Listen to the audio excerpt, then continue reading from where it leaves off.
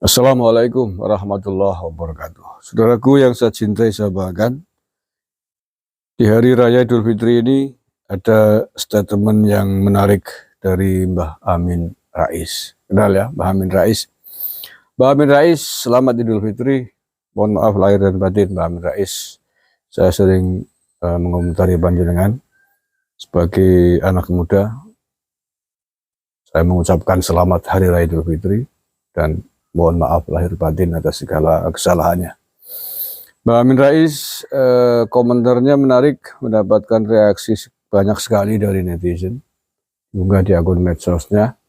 Terkait apa ya? Ini terkait dengan semacam apa ya? Proposalisan semacam itu kepada Presiden Prabowo Subianto, karena merasa telah banyak berjasa kepada Pak Prabowo, setidaknya selama musim Pilpres 2014 dan 2019 gitu ya. Dia terlibat aktif serta keluarga besar keluarganya. Yang kemudian hari ini pasca Pilpres 2024 Pak Prabowo menjadi presiden, beliau menawarkan ya seperti apa lengkapnya kita simak ya. Saya pernah membangun persahabatan yang tulus dengan Presiden Prabowo Subianto paling tidak selama 10 tahun antara 2014 sampai 2024. Bahkan saya pernah menjadi anggota tim penasihat pemenangan Capres-Cawapres Prabowo Hatta dan Capres-Cawapres Prabowo Sandiaga Uno. Kelima anak saya sesuai kapasitas masing-masing ikut berkampanye buat pasangan Capres-Cawapres Prabowo Hatta. Juga kita masih mendukung lagi ketika Pak Prabowo berpasangan dengan Pak Sandiaga Uno.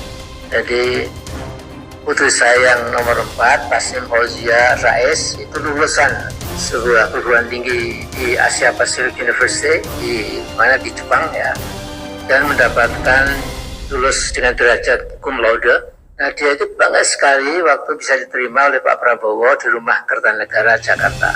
Jadi Mas Prabowo, Anda sudah jadi pemimpin kita semua tanpa kecuali. Semua di bawah kepemimpinan Anda.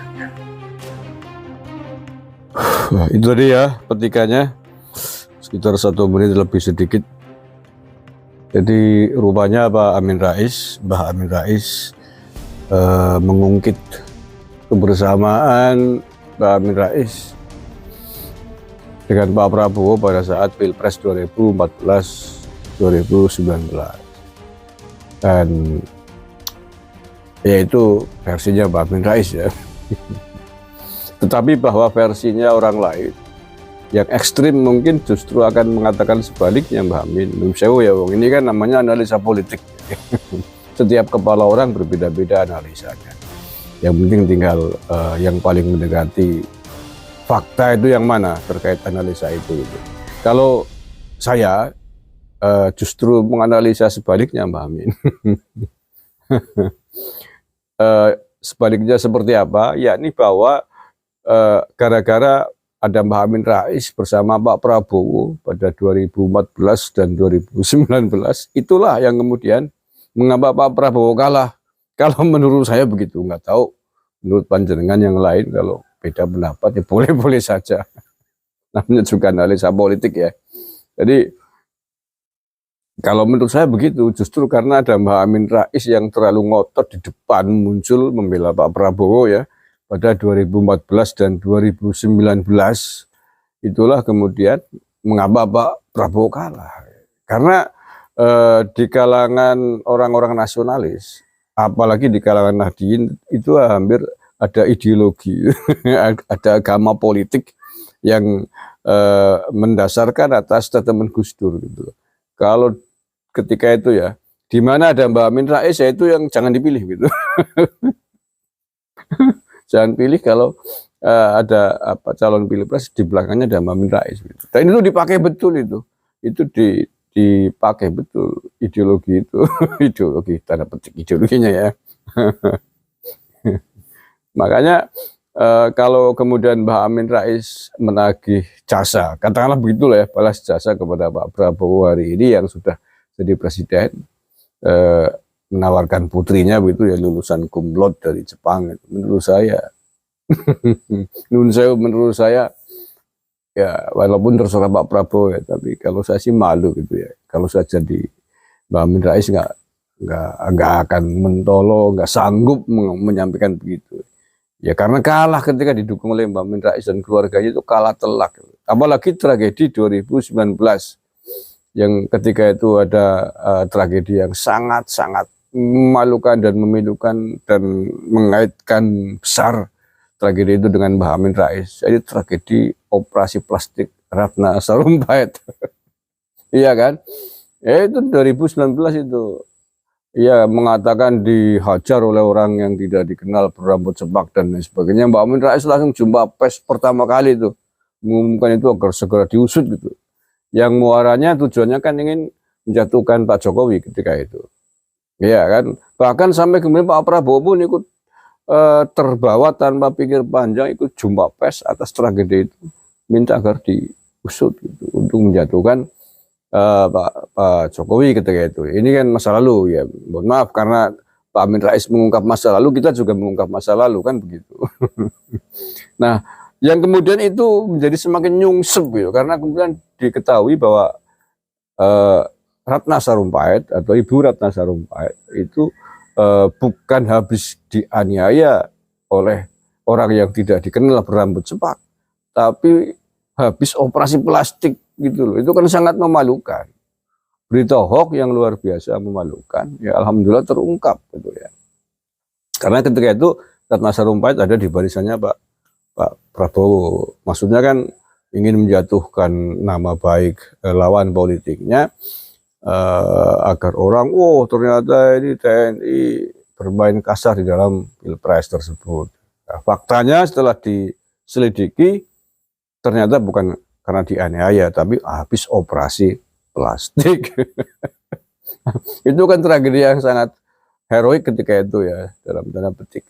Aduh, memalukan dan memilukan gitu. Itu tahun itu. Dan itulah kemudian menjadi kehancuran berikutnya Pak Prabowo pada Pilpres 2019. Lagi-lagi kalau menurut saya karena Mbak Amin Rais terlalu dominan di depan. Ya ketika itu yang ada di kanan kirinya kan Mbak Amin Rais CS, jadi tidak ada masukan-masukan politik yang signifikan bagaimana emosional politik dukungan kepada Pak Prabowo. Ketika itu nggak ada yang menjadi balance di kanan kirinya agar mana yang seharusnya dilakukan, mana yang tidak untuk mencuri perhatian publik.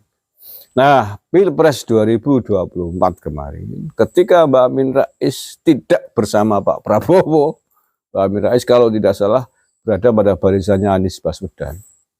Ya, kemudian Pak Prabowo menang dan menjadi presiden hari ini.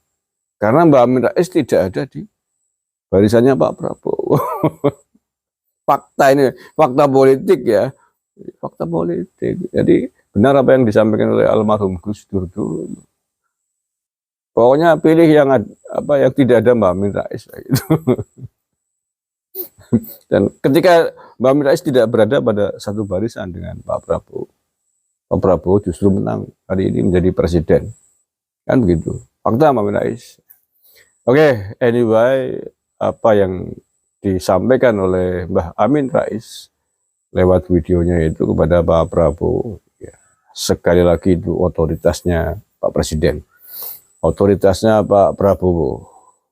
Sekiranya misalkan ada jabatan yang dianggap pas untuk putrinya Mbak Amin Rais tadi yang lulusan cum laude dari Jepang, itu hak prerogatifnya Pak Presiden. Ya berdoa saja Mbak Amin Rais, mudah-mudahan Pak Prabowo mendengarkan curahan hatinya Mbak Amin Rais sehingga kemudian mau memberikan posisi bagi putrinya Mbak Amin Rais. Terima kasih, kurang lebihnya mohon maaf. Assalamualaikum warahmatullahi wabarakatuh.